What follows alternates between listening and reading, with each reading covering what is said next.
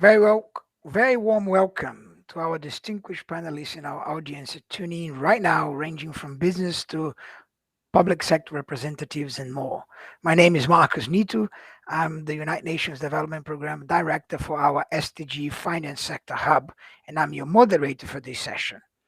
As the UNDP on a the session is called a bold vision for business as part of the business call to action 11th annual forum. The pandemic brought tremendous losses to the economies, with 70% of small and medium sized enterprises shut down operations under severe financial distress, causing an explosion in unemployment rates and threatening livelihoods across the globe. Environmental sustainability cannot be achieved without MSMEs either. They hold the key to designing local solutions to mitigate risks. But for many small enterprises, the process of greening the business is limited by additional costs. We need to ensure green and inclusive recovery through digital transformation, reskilling, and maximizing the potential for an accelerated achievement of the SDGs. UNDP is working with the private sector partners to co-create solutions that can enable MSMEs to undertake digital transformation, access capital, and transform the way business is conducted by aligning with the Paris Agreement, UN Global Compact 10 principles, and the SDGs. That's what we do through the COVID-19 Private Sector Global Facility, which we establish in partnership with the UN Global Compact, the International Chamber of Commerce, along with three private sector strategic partners, DHL, Microsoft, and PwC. We work to address the most pressing challenges threatening the survival of MSMEs and instill resilience through digitization, access to capital, and impact management. The Global Facility is an innovative public-private partnership seeking to co-create new models of private sector engagement, and that's how we see our way forward. The Global Facility, through the partnership with Microsoft, has developed a digital training platform called Digital Path to serve beneficiaries at the global and local level. Today marks the official launch of the Digital Path platform. This platform will be accessible through the Global Facilities website, and soon a mobile app will be set up to also access through mobile phones and tablets. The platform will offer curated cutting-edge content provided by all partners of the Global Facility to support MSMEs in their effort to go green and digitally transform business development guidance, impact measurement and management, and how to go towards sustainable business practice and trade. With these efforts, the Global Facility seeks to support SME resilience and to prepare them to comply with the demands for impact management and measurement. For MSMEs to meaningfully contribute to the global sustainable development agenda, they need to have robust impact management systems in place. The current discourse on impact management needs to be streamlined for SMEs, especially those that are operating in underdeveloped financial markets. UNDP's recently launched SDG Impact Standards for Impact Measurement and Management for Enterprises will also be integrated into the Digital Path platform to guide SMEs on how to implement impact management measurement in their strategies and operations.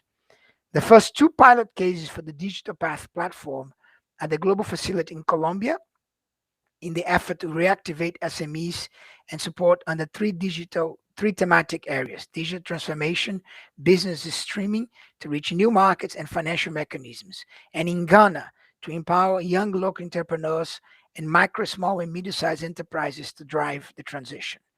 Now I want to turn out to our esteemed panelists, which are much more eloquent and much more knowledgeable than I am for this. So I'm going to do a first round of questions, 3-4 minutes to the panelists. Then hopefully there will be some questions coming from you in the audience, so we can pose to them. And also I have at the back pocket a second round of questions, but I would like to make this into dialogue. So also the panelists feel free to interact with each other in that sense. So let me start by Daphne Hervé, the Director of Peace and Prosperity International Chamber of Commerce. Through the vast network of local chambers representing over 45 million enterprises across the globe, ICC has great understanding in terms of what small business on the ground needs support for. Can you elaborate on those needs? Give about 3 to 4 minutes, please. Yeah. Well, thanks for the kind introduction, Marco. Yeah, it's true that through our network, the IC's network, in about over 100 countries, with businesses, small, medium size and large, in all kinds of sectors, we have a pretty good overview of the landscape in different parts of the world. And of course, many of the companies in IC's networks are SMEs, which, as you said, are really make up the backbone of most economies.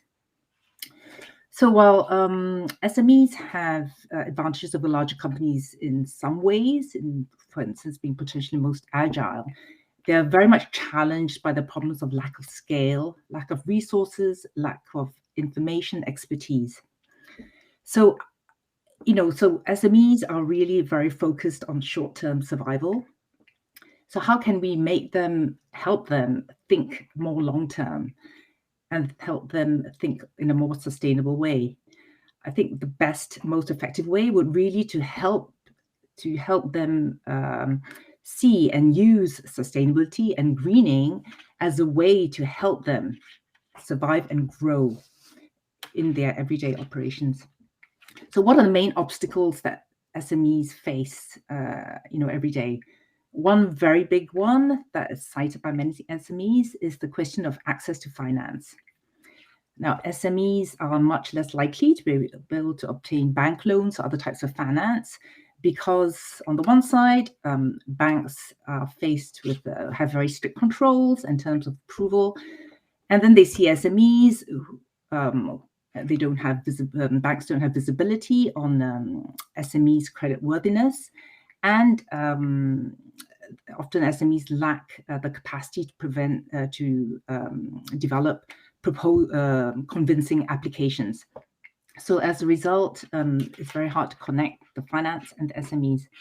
So I think one way is to help, first of all, SMEs, give them support in getting the capacity to obtain bank loans, provide more visibility to banks on SMEs' credit worthiness, and using greening to make this an advantage for SMEs to get finance.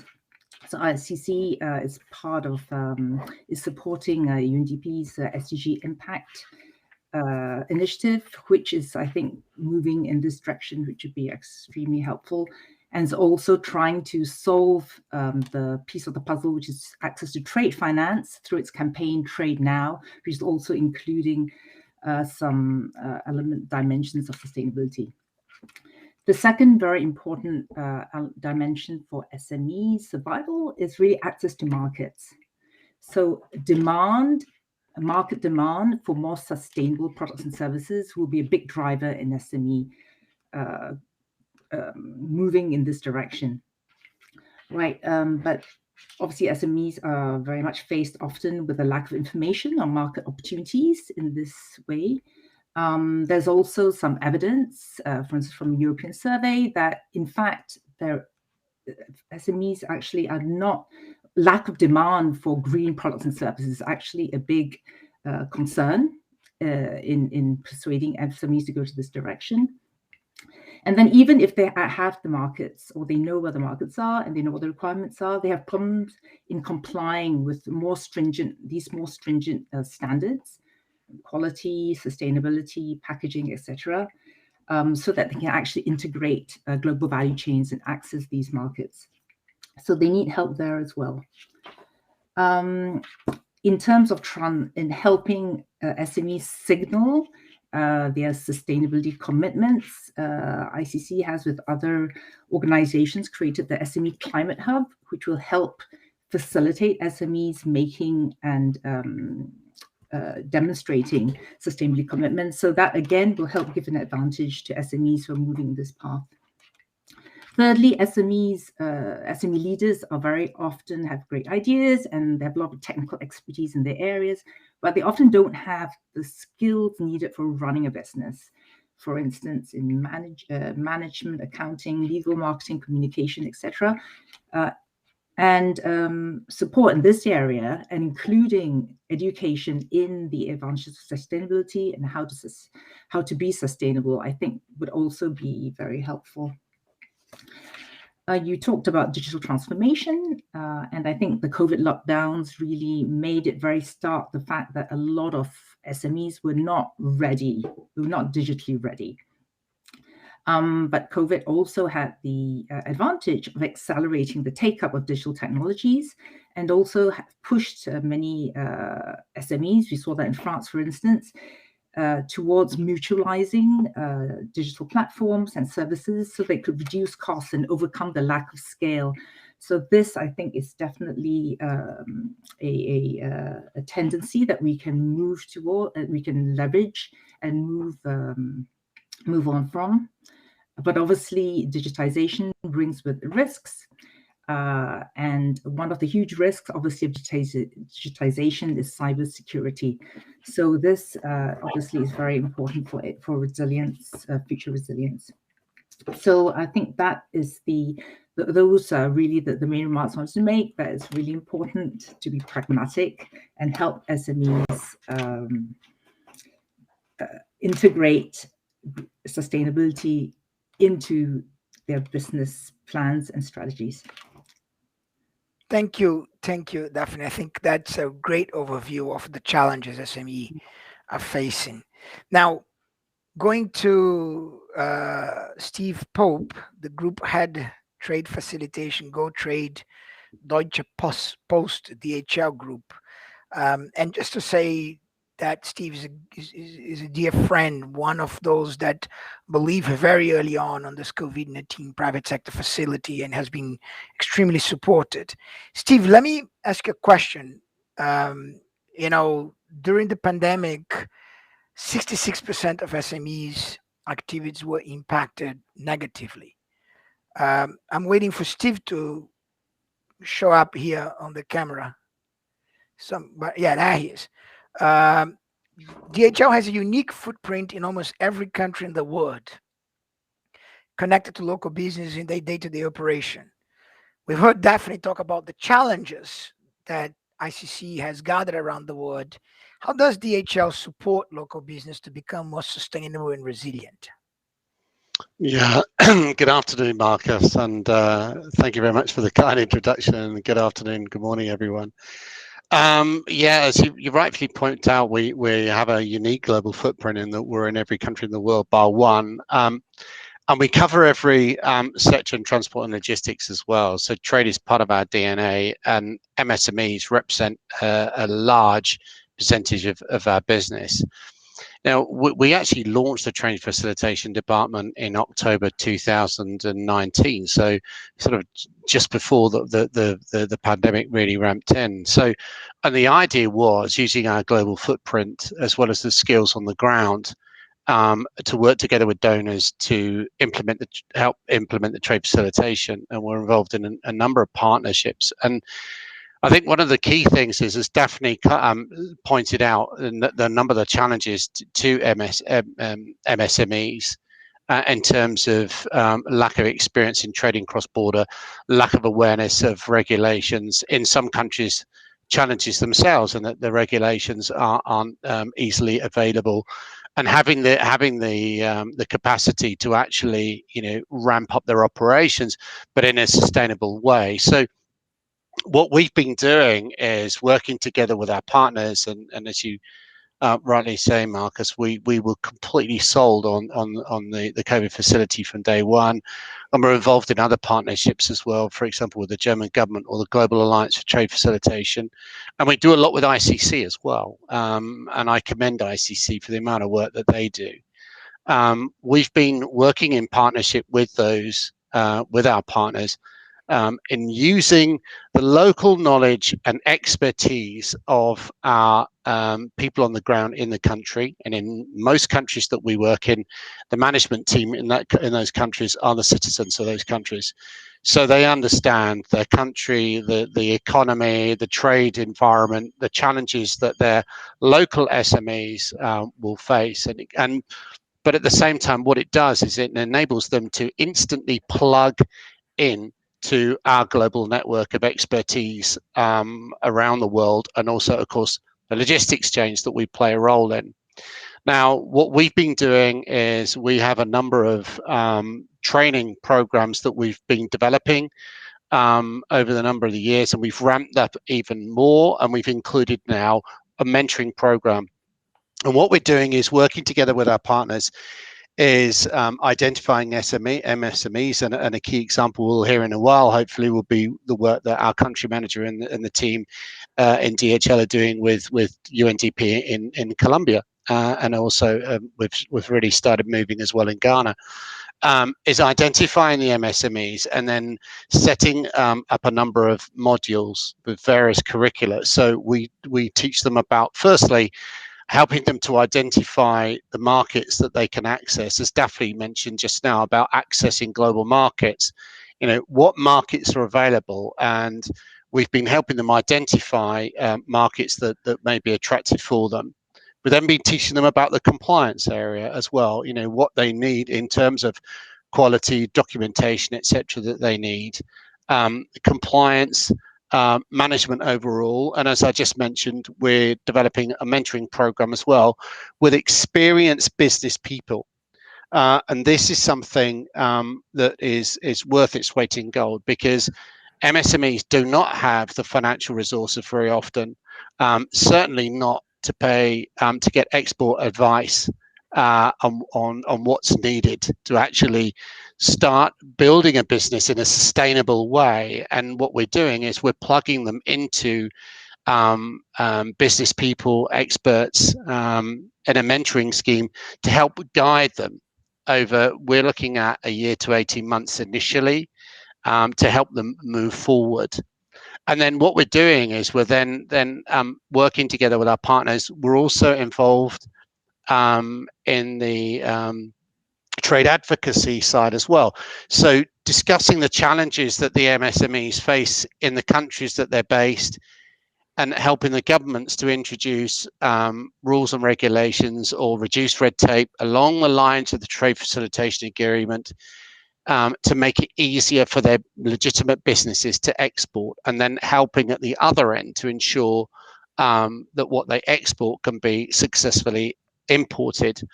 And of course, digitalization, as you mentioned, has been a key element of that. And that is one area where we have played, well, not just us alone, but where we've been involved in really ramping up digitalization.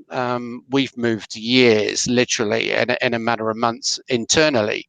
And this conference today is an example of how digitalization has become very much part of our everyday lives. And what we've been doing with the governments is helping them to digitalize their processes, starting at the basics. For example, putting documentations in PDFs on email, just to basically speed up the process, but more importantly as well, in terms of impacting the health and safety of the individual. So the border officials, keeping them at a distance from the importers and exporters, and our colleagues as well, to reduce physical contact between the regulators and the business community, to reduce the potential for the virus to spread even further. So there's been that element as well. So this is a long-term ambition. This is not going to be something that is short-term. In terms of sustainability, sustainability is what it says. But what we've also been talking about is sustainable and inclusive economic growth through trade. So we have a big emphasis as well on female SMEs. In fact, as part of the Go Trade program, we have to have at least 50% of the SMEs that we are training have to be women. And if you look at most DCs and LDCs, there are a massive proportion of female SMEs that do not necessarily get the opportunity, but they are there. And it's bringing them more into the global economy and giving them access. So there's that element as well to that. Thanks, Steve. Fascinating. I think it's a great set of tools, and it'll be interesting to hear from Alejandro in Colombia. How do you kind of let a mentorship like that happen when, my personal experience is that leaders of SMEs don't have time. They don't have time to stop and learn, because otherwise the business collapses. So how you integrated that mentorship, all of those tools that we're all collectively doing in a way that makes sense on the daily rhythm of an SME leader. Now, let me go to Belisa, who works in the SDG impact of the UNDP. Now, when I open up Belisa, I've mentioned that, and colleagues have mentioned already, the need that is growing for SMEs. Even they have difficult accessing capital, they might have even more difficult accepting capital in the future if they are not able to deal with demands that are coming from investors in terms of disclosure, impact management, measurement, sustainability aspects. So you are part of the program of UNDP that has developed SDG impact, SDG standards for enterprises. Tell us, why should impact measurement management matter to small business, and how do we make them suitable for them? Thank you, Marcos. Hi, everyone. So this is a great question, and we get it very often when we talk with MSMEs all around the globe. And I would like to maybe start by remembering ourselves, why does impact matter at all, right? Why is it important? And I was thinking about three main reasons. One, I would say, is the changing context. And I think this is obvious, but it's really important. When I talk about changing context, is the reality we're facing as humanity today in terms of the climate crisis, social inequality, and the consequences we're seeing in the world, and of course the pandemic, right? So the world is very different in this last decade, and we're facing really very, very real urgent needs that we need to solve collectively. And that reality, those facts, are affecting, in the way I see, the behavior globally, and the behavior of whom. And now I'm thinking, and this is related to what Daphne talked earlier, consumers, right, which reminds me access to the market. But consumers are shifting their behavior and demanding more and more sustainable products from responsible enterprises. And that trend is only going to grow. Employees, people are looking, I'm sure you have heard of it, I want a job with purpose. I want to do something meaningful. So that matters too for people looking for jobs and attracting talent. Investors, as a minimum, and in the last year we saw it, they're seeking to invest responsibly as a minimum, without counting, the impact investing trend, and not only act to avoid harm, but doing good. And then also regulation is changing. Right. So the context we face today is affecting how we are behaving as a society, considering different entry points. So I think it's really important that now that the world is caring more and more about our impact on people and planet, that SMEs are aware of that context and rethink what's their role in this changing environment and what are the opportunities. And that goes to my second point.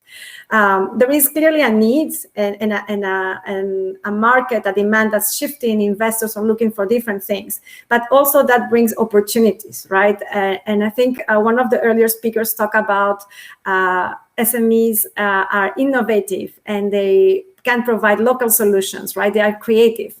And so if we see the new demand as opportunity to bring solutions, right, that address, the problems we're facing, but also generate profit, I think that just opens a whole world of possibilities. And it's really aligned to what was mentioned before, that they focus on the short term sometimes. They're busy working on generating revenue, profits.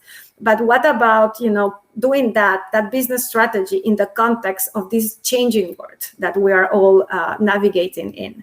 And then finally, and I think, Marcos, you shared those statistics about how hard the pandemic hit those small enterprises, right? I think you said about 70%, stop operations.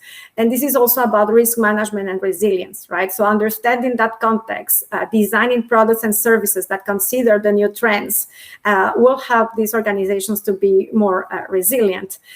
So once, maybe, those are my takes on why impact is important. Then I would really like to go very quickly to impact management, right? So what is that? What is impact measurement and management, and why is it important? So if we think that impact is important, it's just there, it's coming, and sustainability matters more than ever.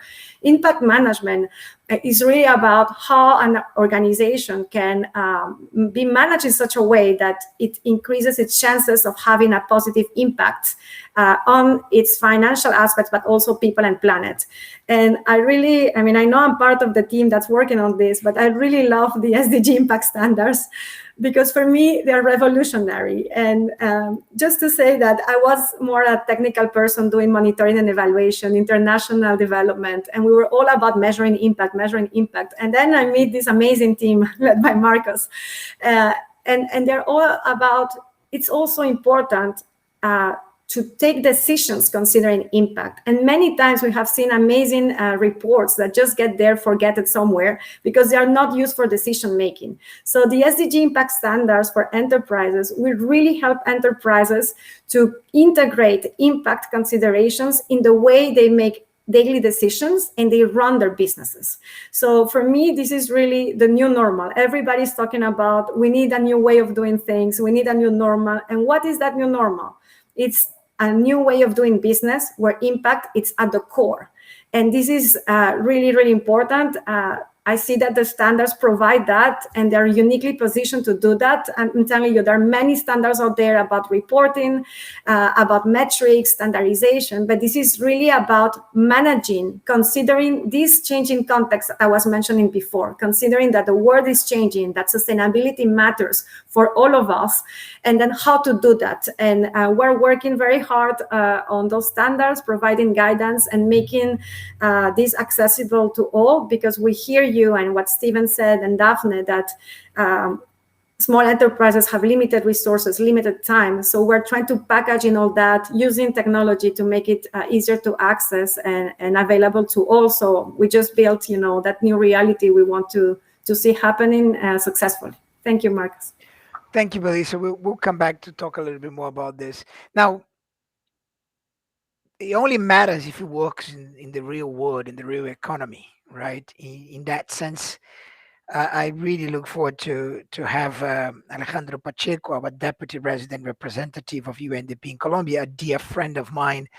I still have some gigantic thing you left in my office here in New York that I couldn't ever be able to open because there's no space for it.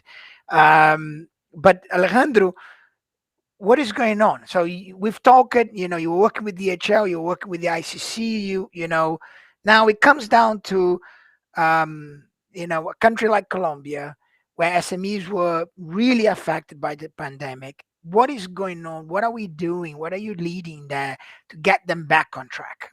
Tell us the story here. So, hello, good afternoon, good morning, everyone. Greetings to my fellow panelists and colleagues. Thank you, Marcos, for this space.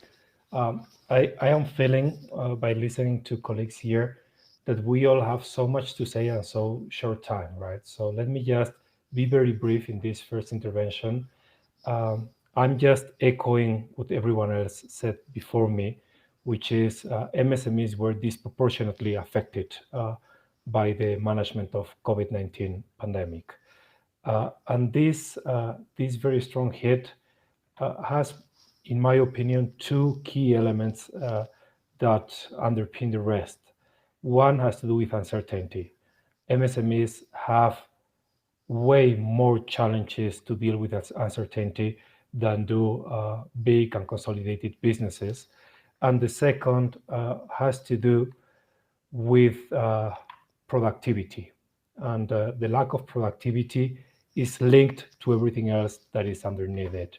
So with this very simple couple of concepts, I'd like to share three main things that we have kicked off in the midst of the pandemic. First, we have a very big, quite relevant project on economic reactivation, which is focused on MSMEs.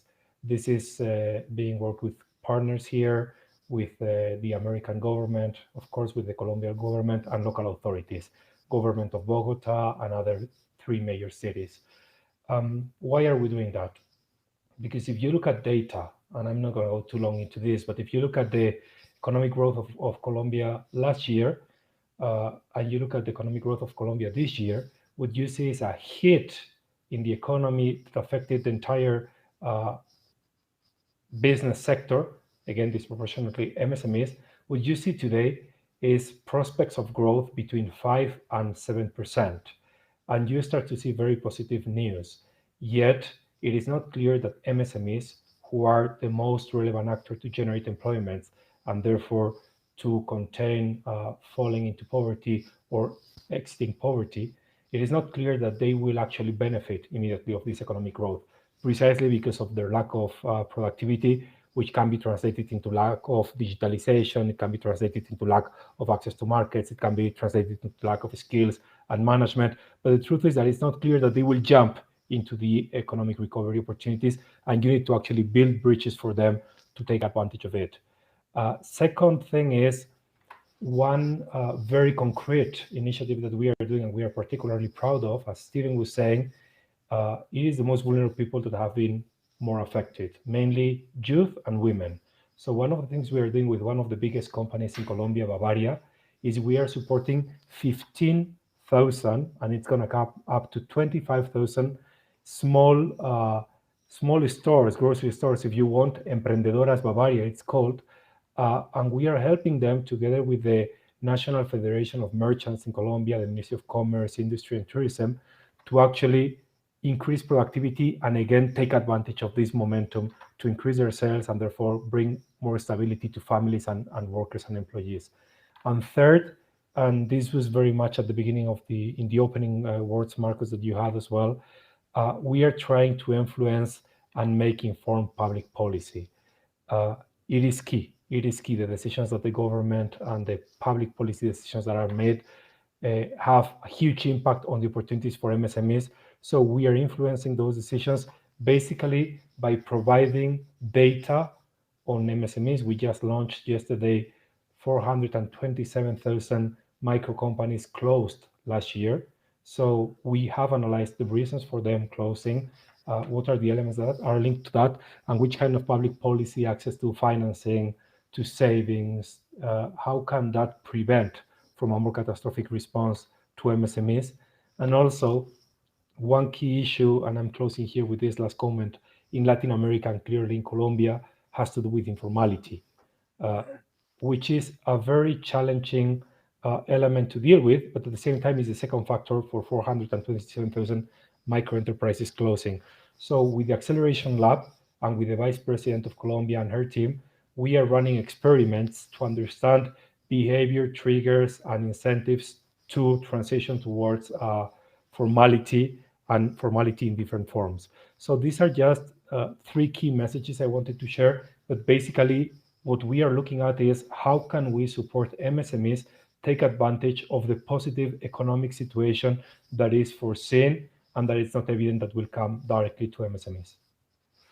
Thanks, Alejandro. I think from a macro point of view, your comment is very important. If we see a 5% growth in Colombia next year or this year, and you don't see this growth cascading to the SMEs, you don't see that cascading to employment and things like that, we actually come out of this recovery in a more unequal. So a little bit of what Steve said, that it's not just about the green side, it's about the inclusiveness side.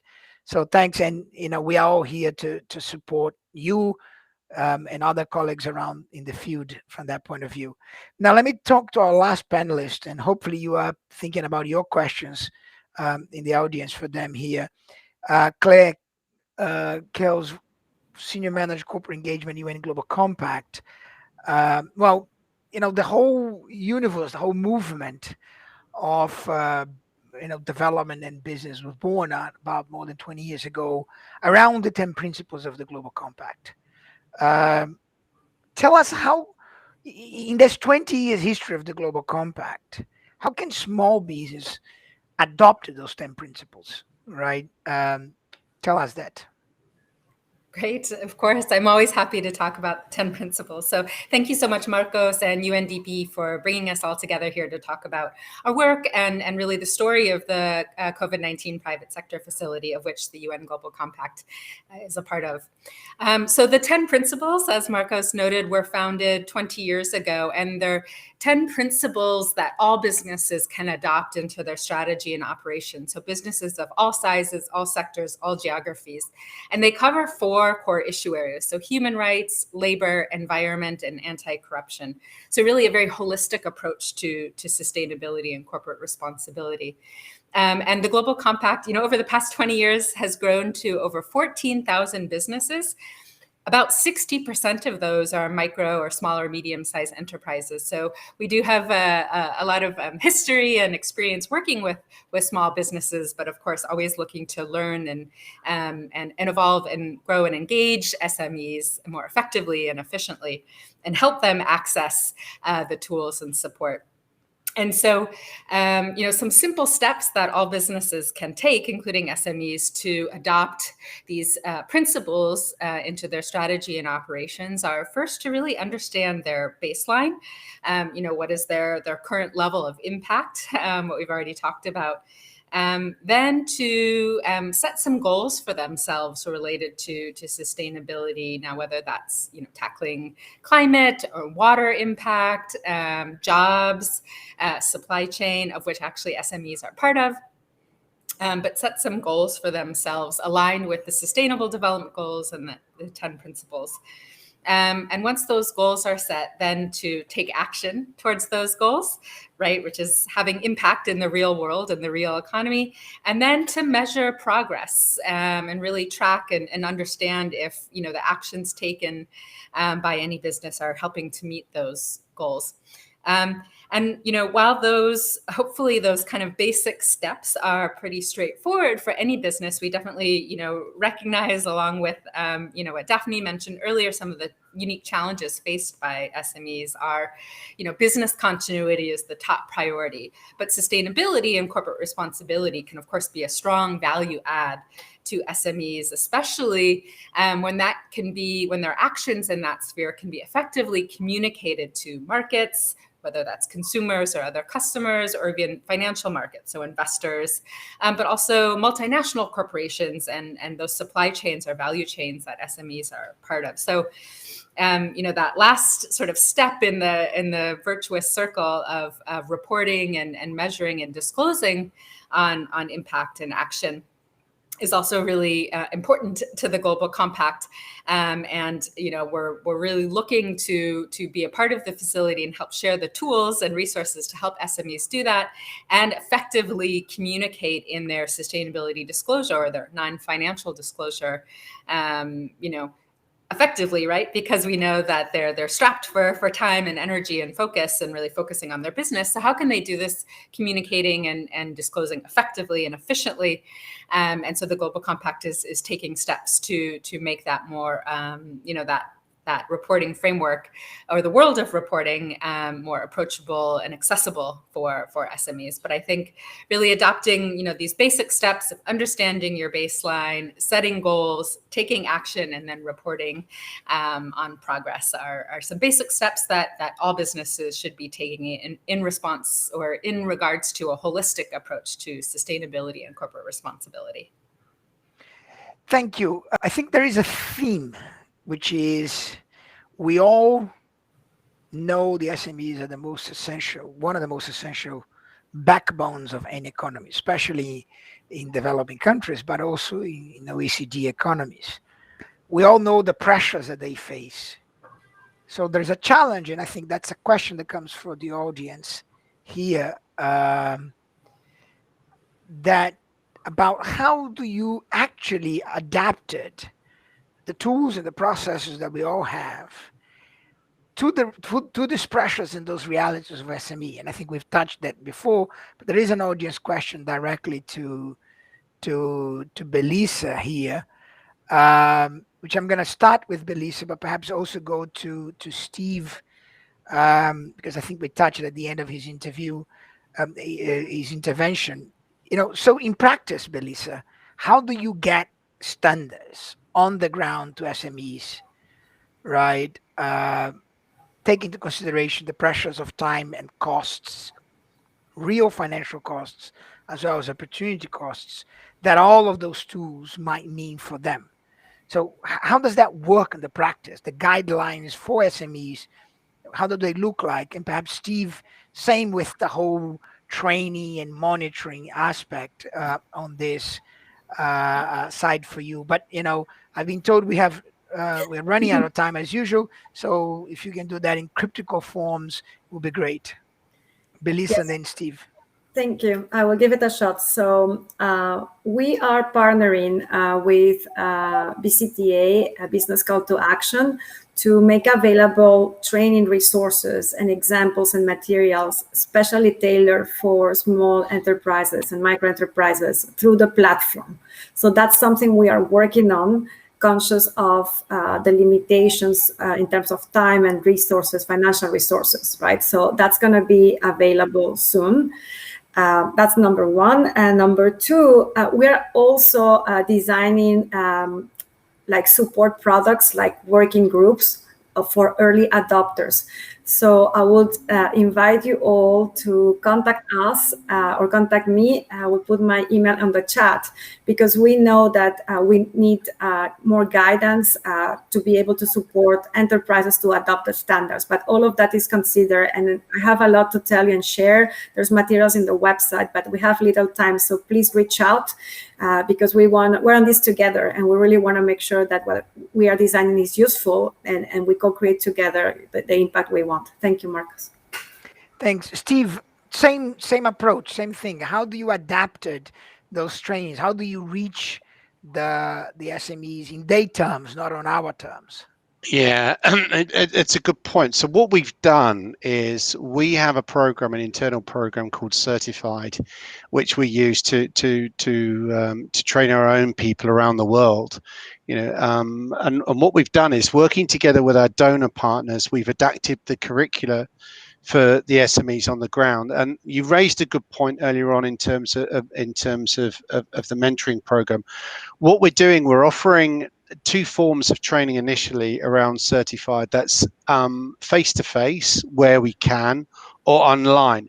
But what we're also doing is we're adapting the timing around when SMEs are available, because at the end of the day, limited resources, they need to run the business.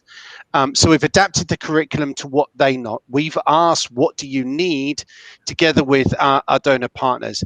In terms of the mentoring scheme, that's something more different. What we're doing is we're making the mentor actually travel to the mentee, so to the SME. And what we're doing, we're working together with a number of business schools.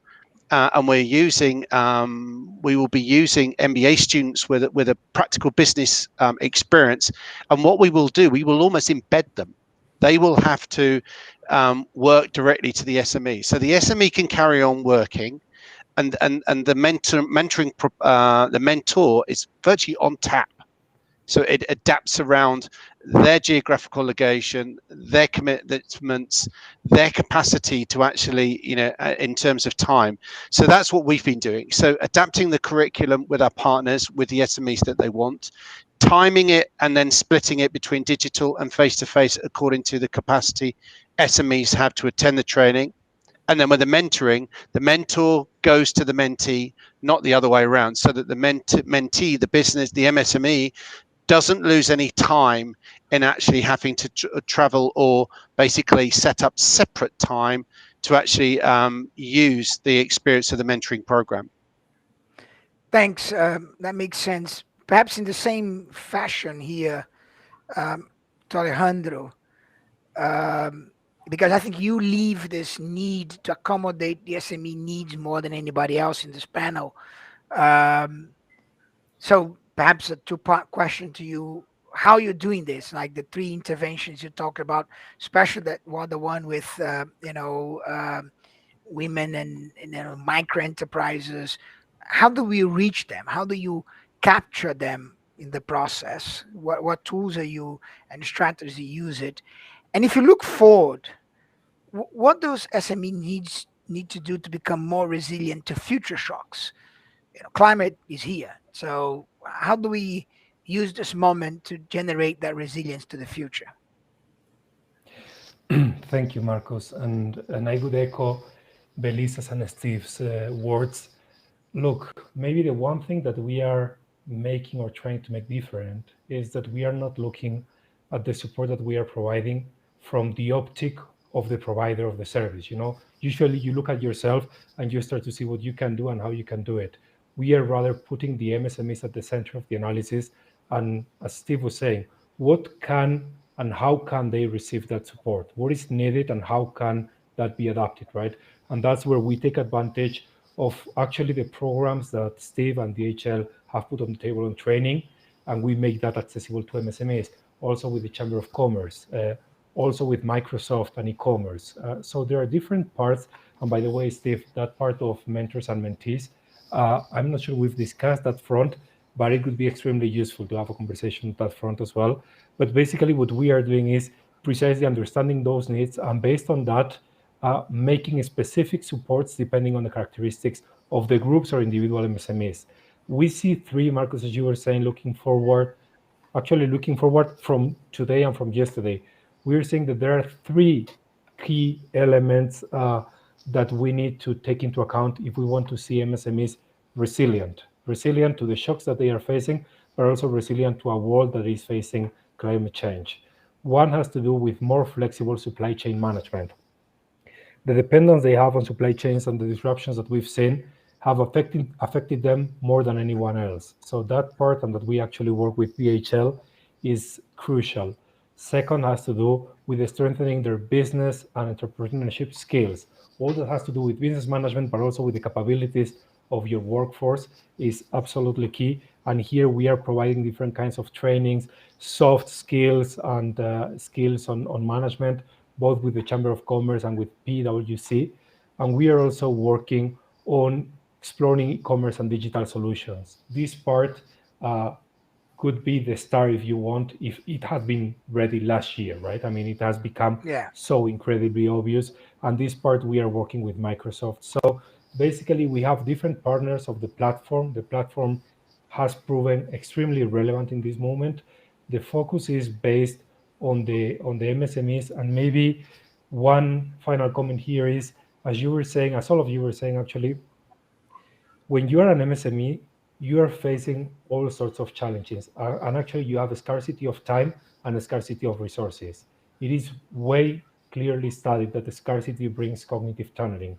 When you're facing cognitive tunneling, you can only project the present to the future. You cannot see any of the elements that surround it. So the capability that we have is precisely understanding the context, understanding the change, and bringing those opportunities to MSMEs adapted to their needs. And we do this with the partners, which is really appreciable. Thanks, Alejandro. Daphne, you mentioned in the first intervention, the challenges SMEs are facing. You heard everybody talking about those challenges. You are one of the creators of our partnership, the Global Facility. How do you see the work of the Global Facility supporting this transition now? I think the facility, the great strength of the facility is bringing together all these different organizations and all the different dimensions so that you can actually address all these challenges in a very holistic way. First of all, it brings together the dimensions of public and private. Alejandro mentioned the importance of policy frameworks, and that is an essential of government. Businesses can help advise on what policies could be most effective and also provide the practical support like DHL is doing. Secondly, it brings together dimensions of global and national level. So at global level, we can help mutualize and identify common solutions, as well as exchange knowledge and experience. But at national level, you can actually implement the solutions really according and adapt them to country needs. Thirdly, is the expertise. Not one organization can do everything well. So here we are able to draw on the expertise of UNDP in development and with governments, UNGC in sustainability, ICC in trade and business, and Microsoft, PwC, DHL. They all bring incredible expertise and resources and experience in their own specific sectors. And lastly, the Global Facility has identified solutions which really hit the nail on the head on all the challenges that I described earlier: access to finance, digital transformation, trade, integration into global value chains and procurement chains, information exchange, and all underpinned by the overall aim to make SMEs more resilient and sustainable. Thanks. Claire, the Global Compact has a new strategy, 21-23. How How does this strategy aligns with the partnership? You are again a founding member of this global facility. Now, what are the touch points going forward now?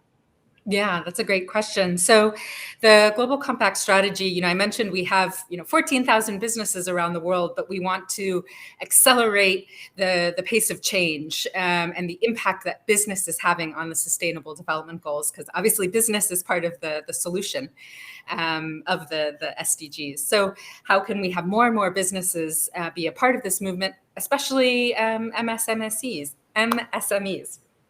And so we want to focus on specific impact areas where the business community really can have specific impact, right? Government has the role to play, citizens, consumers, customers have the role to play, but where can the business community really have a role in key impact areas? And then scale. And so I think the facility is one of the key ways to help reach scale through this coalition of like-minded institutions with that expertise that Daphne just mentioned, really bringing that to bear to really reach a broader audience of SMEs. And as well, with the Global Compact, we can bring in also multinational corporations. Of course, Microsoft, DHL, and PwC are already part of, partners of the facility. But how can we really connect multinationals and SMEs through supply chain and value chain, right? So helping SMEs communicate their sustainability and helping multinationals understand the value of sustainable SMEs in their value chain. And also through our local networks. So really, this idea of localizing, bringing our local networks, our country chapters around the world to work, through the country level partnerships, for example, in Colombia or Ghana and elsewhere. But I think really, through the strategy, we want to better engage SMEs, make the tools and resources that we've developed more easily accessible, whether through the digital platform or the other mechanisms of the facility, but also bring that training, those tools and resources, but really tailor them for SMEs. And I think that's where other panelists and partnerships from the facility we can brainstorm and help, how do we tailor these tools and resources for SMEs so that they're effective and efficient for SMEs to use, and therefore be able to tell their sustainability story to markets, to financiers, to MNCs, to banks, and to all these other critical institutions that are needed to help SMEs scale and really be resilient for the future challenges and shocks that will be coming. Thanks. It's amazing. It's amazing how it's easy to say SME and it's not as easy to say MSME. I had the same problem, and when I opened this, I had to stop. I had to say SME only, not discrediting the importance of the micro, which are really a lot of the audience in that aspect. Listen, I want to thank the panelists. I think this was a very rich discussion. I think we could go on for many more hours. I think the messages are here. I think the facility is working. Thank you, Alejandro, to bring it to life, what is going on in Colombia, and I'm sure that is going on in Ghana and soon enough in other places.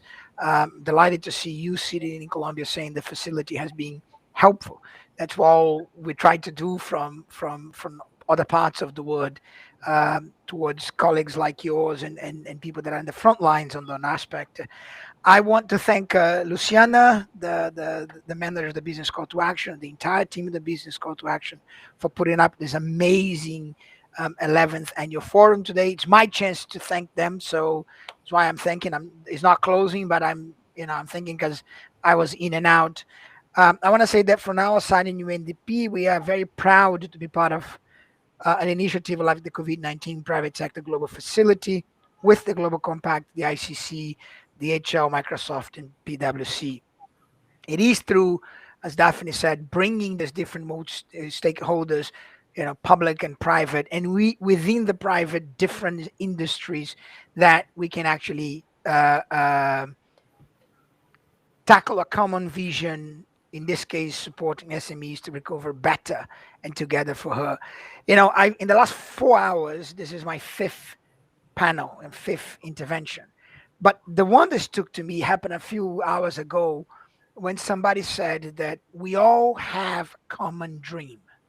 And I think we that form this facility, those that are listening to us now, the SMEs that are trying to make a living and getting better, and the governments all have a common dream. The key question I think Alejandro gives us, the beginnings of it, is can we make this dream a reality? And I think we're starting to do this. I thank you for your partnership. I thank you for your participation today. I thank you for your attention. And thank you very much. All the best to everybody. Thank you. Thank you. Thank you. Thank you. Thank you. Thank you very